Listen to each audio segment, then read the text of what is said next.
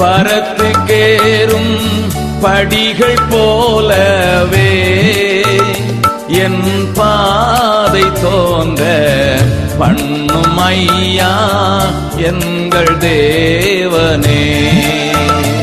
என் பாதை தோன்ற பண்ணும் ஐயா எங்கள் தேவனே.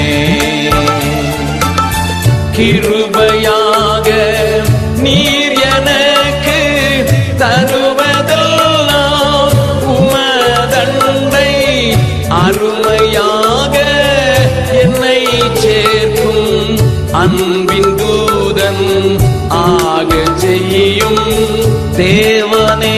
நான் உமதண்டை